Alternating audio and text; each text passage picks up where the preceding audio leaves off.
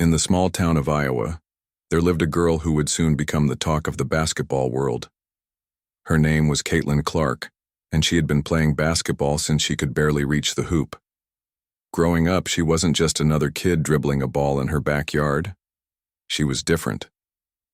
From the moment she stepped onto the court, it was clear that Caitlin had something special. She didn't just play, she dominated.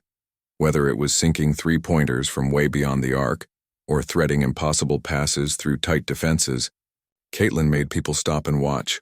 Her college years at the University of Iowa only added fuel to the fire. Every game felt like a showcase of her limitless potential.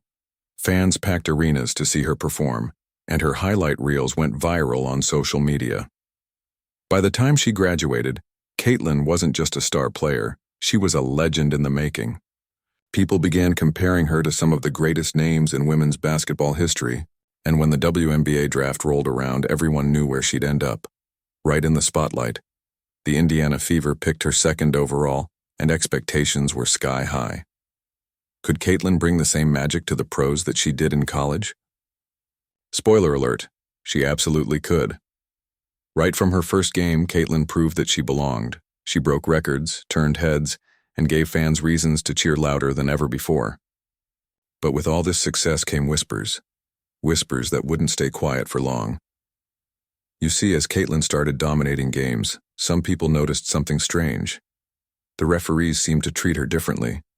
Calls that might have gone against other players somehow didn't apply to her. Was it because she was so good that refs couldn't keep up? Or was there something else going on? These questions lingered in the background, waiting for the perfect storm to blow them into the open. Little did anyone know that storm was coming, and it would shake the entire league. Caitlin's rise wasn't just about points and assists. It was about changing the game itself. Every time she stepped onto the court, she brought energy, excitement, and a sense of unpredictability. Opposing teams scrambled to figure out how to stop her, but more often than not, they failed. Coaches scratched their heads trying to come up with strategies that could slow her down. Fans, on the other hand, loved every second of it. They showed up in droves to see her play, filling stadiums and setting new attendance records. It was as if Caitlin had single-handedly reignited interest in women's basketball. But even amidst all the glory, there was tension brewing beneath the surface. Some players and coaches began voicing their frustrations. They argued that Caitlin got away with things no one else could. A hard foul here, a questionable travel there, it all added up. And while Caitlin herself never asked for special treatment, the perception was growing stronger by the day. Social media buzzed with debates. Commentators weighed in during broadcasts. Even casual fans found themselves drawn into the conversation. What made this situation unique was how polarizing it became. On one side, you had Caitlin's supporters, who believed she was simply too talented for traditional rules to contain. On the other side, critics accused the league of favoritism, claiming that Caitlin's star power was influencing officiating decisions. It was a classic case of brilliance meeting controversy, and it set the stage for what would soon become one of the biggest scandals in WNBA history. As the season progressed, Caitlin continued to shine. She scored buckets, dished out assists, and led her team to victory after victory. But the closer she came to greatness, the louder the murmurs grew. Something had to give, and it wouldn't be long before the entire basketball world found out exactly what that something was. For now, though, Caitlin kept doing what she did best, playing the game she loved, one jaw-dropping moment at a time. The game everyone had been waiting for finally arrived. It was the Indiana Fever versus the Las Vegas Aces, and the hype surrounding it was through the roof. Caitlin Clark was set to face off against the reigning MVP, a player known for her dominance, on both ends of the floor. The matchup wasn't just about two teams, it was about two superstars, each representing different styles of play. One was a seasoned veteran who had already proven herself time and again. The other was a rookie who was rewriting the rules of what was possible in women's basketball. The arena buzzed with anticipation as fans filled every seat, eager to witness history. From the opening tip-off, it was clear that this wasn't going to be an ordinary game. Caitlin wasted no time making her presence felt. She sank a deep three-pointer within the first minute, sending the crowd into a frenzy. Then came another and another. Each shot seemed more impossible than the last, yet they kept falling. But it wasn't just her scoring that stood out. It was how she controlled the flow of the game. Her passes were surgical, finding teammates in tight spaces and creating opportunities where none seemed to exist. By halftime, Caitlin had already dropped 25 points and dished out 8 assists. The scoreboard reflected her brilliance, but so did the expressions on the faces of the opposing players. They looked frustrated, confused, and maybe even a little defeated. As the game wore on, something else began to catch people's attention, something that went beyond Caitlin's incredible performance. It was the way the referees were calling the game, or rather the way they weren't calling it. Every time Caitlin drove to the basket, defenders threw their hands up, expecting whistles for fouls. But the calls never came. Hard screens? No. Whistle? Aggressive contests on her shots? Still nothing. It wasn't that Caitlin wasn't getting hit. It was that the refs seemed to let her play through contact without blowing their whistles. Meanwhile, when the opposing team tried similar moves, the calls came quickly and decisively. This discrepancy didn't go unnoticed. Players on the Aces started voicing their frustrations, gesturing wildly at the officials after missed calls. Their coach called timeouts not just to adjust strategies, but to vent his anger at the refs. Fans in the stands grew restless, booing what they saw as blatant favoritism. Even the commentators couldn't ignore it. "You've got to wonder," one of them said during a replay, "if the league is letting Caitlin do whatever she wants because of her star power." The other analyst nodded, adding, "It's hard to argue with the results, but you can see why people are upset." By the fourth quarter, tensions reached a boiling point. With just under 5 minutes left in the game, Caitlin drove to the hoop, absorbing contact from a defender as she released a floater. The ball swished through the net, but instead of hearing the familiar sound of a whistle, there was silence. The defender threw her arms in the air, shouting at the nearest official. "That's a foul!" she yelled. "How is that not a foul?" But the ref simply shook his head and signaled for play to continue. That's when things really escalated. The Aces bench erupted, with players and coaches alike storming onto the court to argue.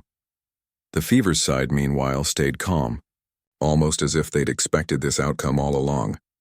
The referees huddled together, trying to regain control of the situation, but the damage was done. The crowd roared, some cheering for Caitlin's dominance, others booing the perceived bias. Social media exploded in real time with hashtags, like "the ref must be fired," trending across platforms. People weren't just talking about the game anymore, they were dissecting every call, every non-call, and every moment that fueled the growing controversy. When the final buzzer sounded, the Fever emerged victorious, thanks in large part to Caitlin's heroics. She finished with 38 points, 12 assists, and countless highlights that would dominate sports talk shows for days. But as the post-game interviews began, it became clear that the narrative wasn't about her performance. Reporters weren't asking about her clutch shooting or her ability to elevate her teammates. Instead, they wanted to know about the officiating. Was she getting preferential treatment? Did the refs have a hidden agenda? And most importantly, was the integrity of the game being compromised?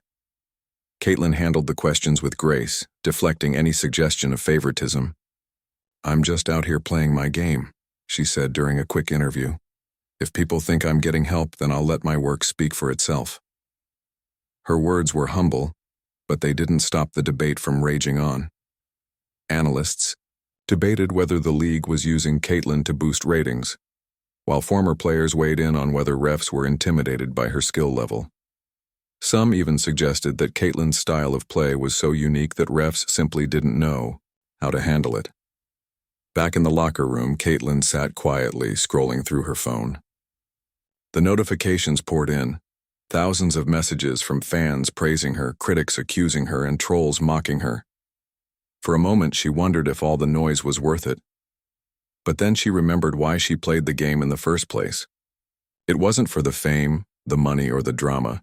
It was for the love of basketball. And no matter what anyone said, nothing could take that away from her. Still, the controversy wasn't going anywhere. As the night wore on, the debate spread, far beyond the basketball community. Mainstream news outlets picked up the story, framing it as a broader issue of fairness and accountability in sports. The WNBA found itself at the center of a national conversation, one that would force the league to confront uncomfortable truths about its officiating standards. For now, though, Caitlin remained focused on the next game, knowing full well that the spotlight and the scrutiny would follow her wherever she went. As the controversy surrounding Caitlin Clark and the officiating in the WNBA continued to grow, ESPN decided it was time to step in. This wasn't just a basketball story anymore. It had become a cultural moment, one that demanded attention. During halftime of a nationally televised game, anchor Rachel Nichols introduced a special segment titled, "Is the WNBA Rigged?"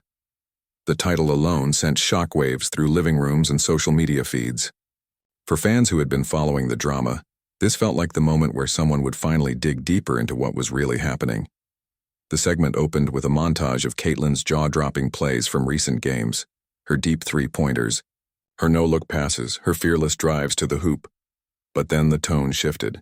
Clips of questionable calls, or lack thereof, were shown side by side, highlighting moments where defenders appeared to make clean contact only for no whistle to be blown. The contrast was jarring. One clip showed Caitlin taking an elbow to the ribs as she drove to the basket, yet play continued uninterrupted. Another showed a defender swiping at the ball but clearly hitting her arm instead, a textbook foul that went uncalled. These weren't isolated incidents. They were part of a pattern that had fans and analysts talking. Rachel turned to a panel of experts, including former NBA referee Steve Javi, who brought years of experience to the table. He leaned forward, his expression serious but measured. "Let me tell you something," he began, his voice carrying the weight of authority. "Refereeing is hard. It's not about being perfect. It's about making decisions in split seconds while under immense pressure. When you're dealing with a player like Caitlin Clark, who moves so fast and thinks even faster, it's easy to miss things." But not everyone on the panel agreed. Another analyst, a retired WNBA star known for her sharp insights, chimed in. "I get that refs aren't perfect, but we're seeing a trend here," she said, pointing to a replay of one of Caitlin's contested shots. "Look at this. She gets hit hard and there's no call. Meanwhile, if another player tries the same move, they get whistled every time. You can't tell me that's coincidence."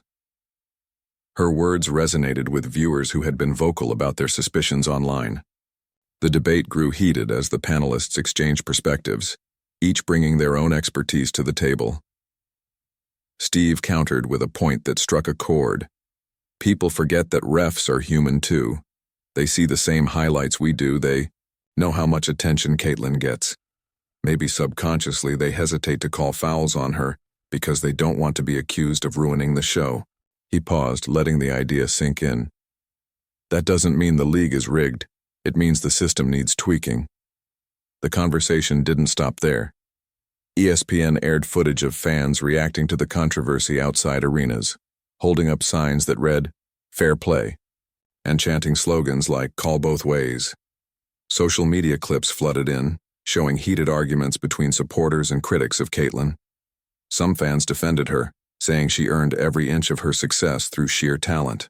Others accused the league of favoritism, claiming that Caitlin's star power was overshadowing the integrity of the game. To add another layer to the discussion, ESPN played sound bites from coaches and players around the league. One coach admitted, "It's frustrating when you feel like the rules aren't applied equally.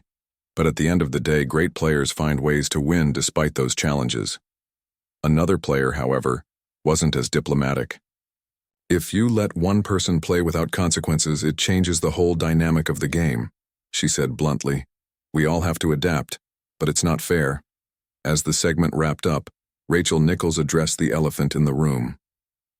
What happens next? "This isn't just about Caitlin Clark or the referees," she said. "It's about trust. Fans need to believe that the game is fair, and right now, that trust is being tested." She promised that ESPN would continue covering the issue, holding both the league and its officials accountable. By the time the broadcast cut back to the live game, the audience was buzzing with new questions, theories, and opinions. The impact of ESPN's coverage was immediate. What had started as whispers among fans and analysts now became front-page news. Sports talk shows dedicated entire episodes to dissecting the segment, inviting guests ranging from former players to sports psychologists to weigh in. Even late night, comedians got in on the action, poking fun at the absurdity of the situation. One joked, "At this rate, Caitlin Clark might start refereeing her own games." Behind the scenes, the WNBA scrambled to respond. League executives watched the ESPN segment closely, knowing that public perception was slipping away. They held emergency meetings to discuss how to address the growing backlash. Some suggested releasing statements defending the referees, while others pushed for transparency measures to rebuild trust. Whatever decision they made, one thing was clear: the league couldn't afford to ignore the issue any longer. For Caitlin herself, the ESPN segment added another layer of pressure. She hadn't asked for this kind of attention, but it came with the territory of being a superstar. As much as she tried to focus on her game, the noise surrounding her was impossible to tune out completely. Every missed call, every frustrated opponent, and every viral tweet seemed to reinforce the narrative that she was getting special treatment. Yet amidst all the chaos, Caitlin remained determined to prove her critics wrong, not through words but through actions. By the end of the night, the debate had reached a fever pitch.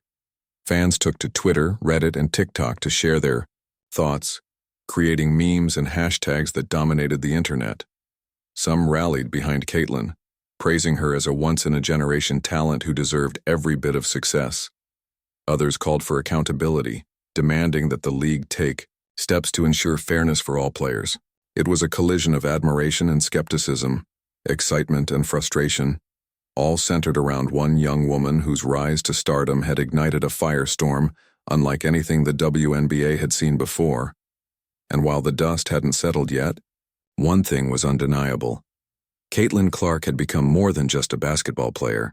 She was a symbol of change, controversy, and the ever-evolving relationship between sports, media, and society. Whether people loved her or questioned her, they couldn't look away, and that was exactly what made her story so compelling. The controversy surrounding Caitlin Clark and the officiating in the WNBA had reached a boiling point. Fans were divided, players were frustrated, and the league was under intense scrutiny. It was clear that something needed to be done, and fast. Facing mounting pressure from media outlets, sponsors, and the public, WNBA Commissioner Cathy Engelbert stepped into the spotlight to address the growing firestorm head-on. Engelbert held an emergency press conference just days after ESPN's explosive segment aired. The room was packed with reporters, cameras flashing as she took her place behind the podium. Her expression was calm but serious, signaling that this wasn't going to be a routine update. Flanked by senior officials, including the head of the league's officiating department, Engelbert began by acknowledging the concerns that had been swirling around the league. "We understand the frustration," she said, her voice steady. "Our fans, our players, and our coaches deserve transparency and fairness. The integrity of our game is non-negotiable." She paused for a moment, letting the weight of her words sink in. "While I can assure you there has been no intentional bias or favoritism toward any player, we recognize that perception matters just as much as reality. And right now, the perception is that our officiating standards need improvement." Her statement struck a chord with those in attendance. For weeks, critics had accused the league of turning a blind eye to questionable calls, especially when it came to Caitlin Clark. By addressing the issue directly, Engelbert signaled that the WNBA was ready to take responsibility and make changes. But words alone weren't enough. She knew actions would speak louder. To quell the backlash, the league announced a series of measures aimed at improving consistency and accountability among referees. First, they introduced mandatory training sessions for all officials, focusing on areas like decision-making under pressure, recognizing subtle fouls, and maintaining impartiality during high-stakes games. These sessions would include video analysis of recent controversial calls, allowing refs to learn from their mistakes in real time. Second, the WNBA vowed to increase the use of instant replay reviews during games. While replay technology had already been part of the league, its application had often been inconsistent. Under the new policy, referees would have access to expanded replay options, enabling them to review not only scoring plays, but also physical contact that might otherwise go unnoticed. This move was designed to give fans confidence that every call, or non-call, was thoroughly evaluated. But perhaps the most significant announcement was the creation of independent oversight committees. These groups, made up of former players, coaches, and basketball experts, would evaluate key decisions in high-profile games and provide detailed reports explaining why certain calls were made or missed. The goal was simple: to bring clarity to confusing moments and hold officials accountable for their performance. Engelbert also promised greater transparency with the public. Starting immediately, the league committed to releasing weekly updates on officiating statistics, such as foul call percentages and accuracy rates. Fans would finally have access to data that could help them better understand the decision-making process. Additionally, the WNBA launched a hotline where players, coaches, and even fans could report concerns about officiating without fear of retaliation. As Engelbert wrapped up her remarks, she emphasized the importance of unity within the league. "We're all in this together, players, coaches, referees, and fans. Our mission is to grow the game and ensure it remains fair and competitive for everyone. Today's announcements are just the beginning of our efforts to achieve that." The response to the press conference was mixed. Some praised the WNBA for taking swift action, calling the reforms long overdue. Others remained skeptical, questioning whether these measures would actually lead to meaningful change. On social media, debates raged on. Supporters of Caitlin applauded the league for addressing the issue, while critics argued that the damage had already been done. One fan tweeted, "It's good to see them trying, but trust isn't rebuilt overnight." For Caitlin herself, the league's response brought a mix of relief and unease. On one hand, she appreciated the steps being taken to improve officiating consistency. If nothing else, it showed that the league cared about fairness, not just for her, but for all players. On the other hand, she couldn't shake the feeling that she was still at the center of the storm. Despite her best efforts to focus on basketball, the controversy continued to follow her everywhere she went. Behind the scenes, Caitlin worked closely with her coaches to adapt her style of play. Knowing that every move she made was under intense scrutiny, she doubled down on defensive effort and teamwork. Instead of relying solely on her scoring ability, she looked for ways to elevate her teammates, setting screens, grabbing rebounds, and making hustle plays that didn't rely on referee decisions. Her determination to prove herself as more than just a scorer earned her even more respect from fans and analysts alike. Meanwhile, the league's initiatives began rolling out.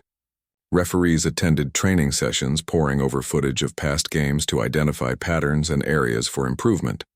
Instant replay systems were upgraded, giving officials quicker access to critical angles during live broadcasts. Independent oversight committees reviewed contentious games, providing insights that helped clarify gray areas in the rulebook. Slowly but surely, trust started to rebuild. Fans noticed the difference, not just in the quality of officiating, but in the way the league handled criticism. By opening lines of communication and inviting feedback, the WNBA demonstrated a willingness to listen and adapt. It wasn't perfect, and there were still moments of frustration, but progress was undeniable. As the season progressed, the conversation shifted. While Caitlin remained a dominant force on the court, discussions about officiating became less frequent. People began focusing more on her incredible performances and less on the drama surrounding them. Highlights of her clutch plays, leadership qualities, and sportsmanship dominated headlines once again. By the end of the regular season, Caitlin had cemented her status as Rookie of the Year, a title she earned not just through talent, but through resilience. She faced immense pressure both on and off the court, yet she never let it define her. Her ability to rise above the noise and stay true to her love of the game inspired countless fans, young and old. Looking back, the controversy served as a turning point for the WNBA. It forced the league to confront uncomfortable truths about its officiating standards and take meaningful steps toward improvement. More importantly, it reminded everyone why they fell in love with basketball in the first place: the passion, the competition, and the unrelenting pursuit of greatness. And while the phrase, "the ref must be fired," lingered as a joke among fans, it ultimately became a testament to the excitement and intensity that Caitlin Clark brought to the game. Love her or question her, one thing was certain. Caitlin had changed the WNBA forever. For weeks, Caitlin Clark had stayed quiet. She wasn't the type to seek out attention or stir the pot. Her game spoke for itself, or at least that's what she hoped. But as the controversy surrounding her and the officiating continued to dominate headlines, Caitlin realized silence wasn't an option anymore. The noise was too loud, the accusations too personal. It was time for her to step forward and address the situation directly. ESPN's Holly Rowe, one of the most respected voices in sports journalism, sat down with Caitlin for an exclusive interview. The setting was simple, a quiet gymnasium late at night, the echoes of bouncing basketballs replaced by the hum of camera equipment. Caitlin walked onto the court wearing her team jersey, her sneakers squeaking against the polished floor. She looked calm but reflective, like someone who had spent hours thinking about what she wanted to say. Holly started with a straightforward question. "Caitlin, how have you been handling all of this? The spotlight, the criticism, it's a lot for anyone, especially someone just starting their professional career." Caitlin took a deep breath before responding. "Honestly, it's been tough," she admitted, her voice steady but tinged with emotion. "I never asked for special treatment. I don't want it. All I've ever wanted is to play basketball, the way I know how to play, and compete at the highest level. When people say I'm getting help from the refs, it hurts because I work so hard to earn everything I get on the court." Her words carried weight, not just because of what she said, but because of how genuine she sounded. This wasn't a rehearsed statement. It was raw and honest. Caitlin went on to explain how the scrutiny had affected her off the court. "I see the comments online, the good ones and the bad ones. Some people are supportive, which means the world to me. But then there are others who accuse me of things I'd never do, like manipulating the refs or orchestrating bias. That stuff stays with you." Rowe nodded sympathetically. "And yet here you are, still dominating games. How do you stay focused when so much attention is being paid to something outside your control?" Caitlin smiled faintly, her competitive spirit shining through. "I focus on what I can control, my preparation, my effort, my mindset. Every practice, every film session, every extra shot after practice, it's all about getting better. If people think I'm getting help, then I'll prove them wrong by working even harder. At the end of the day, my job is to make my teammates better and win games. That's what matters." As the interview progressed, Caitlin opened up about the toll the controversy had taken on her mental health. She revealed that she often found herself second-guessing her actions on the court, wondering if every move she made would be dissected or misinterpreted. "There were nights where I couldn't sleep," she confessed. "I kept replaying games in my head, thinking about whether I could have done something differently to avoid the criticism. But then I reminded myself why I fell in love with basketball in the first place. It's supposed to be fun. It's supposed to bring people together. And I refuse to let negativity take that away from me." Her vulnerability resonated deeply with viewers. Fans who had been critical of her began rethinking their stance, while those who supported her felt even more connected to her journey. Social media lit up with messages of encouragement, many praising Caitlin for her courage and humility. One fan tweeted, "She's not just a great player, she's a great person. You can tell she truly loves the game." But Caitlin didn't stop at addressing the controversy. She also talked about her plans to adapt and grow as a player. Knowing that every aspect of her game was under a microscope, she worked tirelessly with her coaches to refine her skills. Instead of relying solely on her scoring ability, she focused on becoming a more well-rounded player. She studied film to improve her defense, practiced positioning to draw fewer fouls, and emphasized teamwork to ensure her success wasn't seen as individualistic. During practices, Caitlin pushed herself harder than ever. She stayed late to work on her footwork, ran sprints until her legs burned, and drilled defensive slides until her coach told her to stop. Her teammates noticed the change, not just in her performance but in her leadership. She encouraged them during tough stretches, celebrated their successes, and led by example both on and off the court. Slowly but surely, Caitlin transformed herself into more than just a scorer. She became the heart and soul of her team. The impact of her efforts was evident in subsequent games. Caitlin continued to put up impressive numbers, but now her contributions came in different forms. She dished out assists that set up easy baskets for her teammates. She hustled for loose balls and contested shots on defense. And perhaps most importantly, she played with an unselfishness that silenced critics who accused her of hogging the spotlight. Her evolution as a player earned widespread respect, even from former skeptics. Off the court, Caitlin remained committed to staying grounded. Despite her growing fame, she stayed true to her roots, spending time with family and friends whenever she could.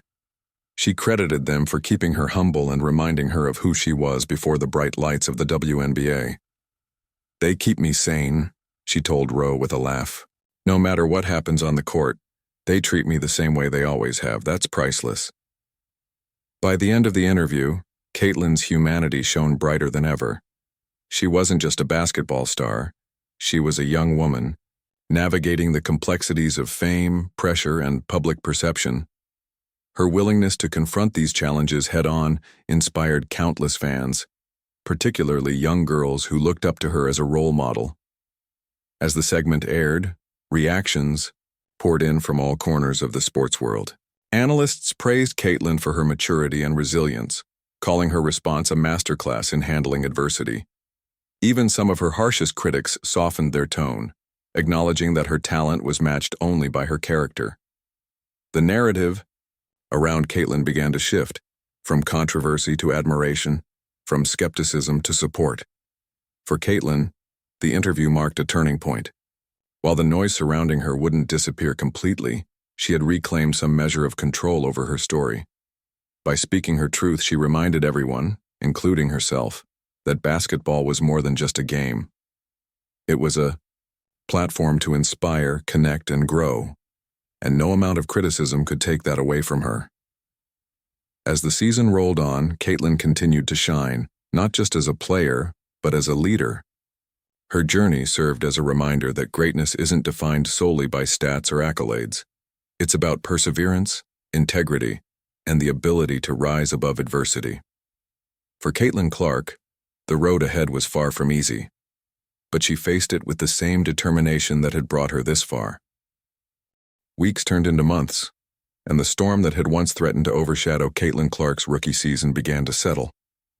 The league's efforts to improve officiating transparency, coupled with Caitlin's own determination to adapt and grow, slowly shifted the narrative.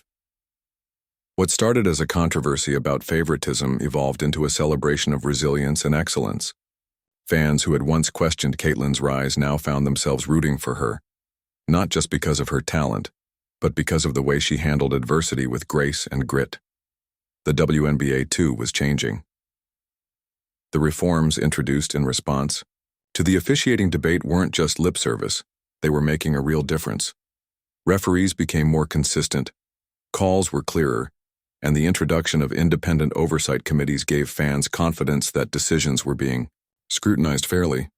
Weekly updates on officiating statistics helped demystify the process, allowing viewers to better understand the nuances of the game. Slowly but surely, trust began to rebuild, not just in the referees, but in the league as a whole. For Caitlin, the final stretch of the season was a whirlwind of emotions. On one hand, she felt immense pride in how far she'd come.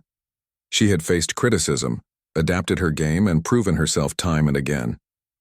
On the other hand, she knew the journey wasn't over. Every game still carried weight. Every performance still mattered. But instead of letting the pressure crush her, Caitlin embraced it. She thrived under the spotlight, using it as fuel to push herself even harder. Her teammates noticed the shift. Caitlin wasn't just a scorer anymore, she was a leader. In huddles, she encouraged her teammates to stay focused and believe in themselves. On the court, she made plays that didn't show up on stat sheets, diving for loose balls, setting screens to free up shooters, and boxing out bigger opponents to grab rebounds. Her unselfishness inspired everyone around her, creating a sense of unity that elevated the entire team. As the playoffs approached, The Fever found themselves in a position few had predicted at the start of the season. Thanks in large part to Caitlin's brilliance, they clinched a playoff spot, defying preseason expectations. For Caitlin, this was validation, not just of her individual skills, but of her ability to lift those around her. "This isn't about me," she said during a post-game interview. "It's about us. Everyone on this team has worked so hard, and I'm just glad I can contribute to our success." The playoffs brought new challenges, but Caitlin rose to meet them. Game after game, she delivered performances that left fans in awe. Whether it was sinking clutch shots in the closing seconds or finding open teammates when defenses collapsed. On her, Caitlin proved she belonged on the biggest stage. Her poise under pressure silenced any lingering doubters, while her humility endeared her to even more supporters. By the end of the postseason, Caitlin's name was etched in the record books. She shattered rookie scoring records, earned Rookie of the Year honors, and solidified her place among the league's brightest stars. But beyond the accolades, what stood out most was the impact she had on the game itself. Caitlin didn't just dominate, she redefined what was possible. Her willingness to take and make shots from impossible distances forced defenses to adapt. Her creativity with the ball opened up new possibilities for offensive play, and her leadership style set a standard for future generations. The league took notice. Attendance numbers soared as fans flocked to arenas to see Caitlin play. Broadcast ratings hit record highs, with millions tuning in to watch her perform. Social media buzzed with highlights and memes, many celebrating her signature moves and fearless attitude. Merchandise featuring her jersey number flew off the shelves, turning her into not just a player but a brand. Caitlin's influence extended far beyond basketball. It was a cultural moment. But perhaps the most remarkable aspect of Caitlin's story was how she inspired others. Young girls across the country looked up to her, seeing someone who played with passion, confidence, and authenticity. Parents shared stories of their daughters practicing late into the night, mimicking Caitlin's three-pointers and no-look passes. Coaches reported increased interest in youth basketball programs, crediting Caitlin's rise for sparking renewed enthusiasm. Even veteran players within the WNBA spoke openly about how Caitlin's arrival had reignited their love for the game. Caitlin understood the weight of this responsibility. In interviews, she often emphasized the importance of giving back to the community. She participated in outreach programs, visiting schools and hosting clinics to teach kids the fundamentals of basketball. Off the court, she used her platform to advocate for causes close to her heart, including equal pay for women athletes and access to sports for underserved communities. Her actions reinforced what so many already believed. Caitlin Clark wasn't just a great player, she was a great person. As the off-season rolled around, Caitlin took time to reflect on everything that had happened. It had been a roller coaster of a year, filled with highs and lows, triumphs and challenges. Yet through it all, she had stayed true to herself and her love for the game. Looking ahead, she knew there would be more obstacles to overcome, more critics to silence, and more milestones to achieve. But she also knew she wasn't alone. Her family, her teammates, and her fans were with her every step of the way. The phrase, "the ref must be fired," lingered as a reminder of where it all began, a controversial moment that could have derailed her career. Instead, Caitlin turned it into an opportunity to grow, adapt, and inspire. Those 4 words, once a rallying cry for skeptics, became a symbol of her resilience. They represented not just the noise she faced, but the strength she showed in rising above it. When asked during an end-of-season press conference what advice she would give to young athletes facing similar challenges, Caitlin smiled thoughtfully before answering. "Stay focused on your goals," she said. "There will always be people who doubt you or try to bring you down. Don't let them define you. Work hard, stay humble, and remember why you started playing in the first place. If you do that, nothing can stop you."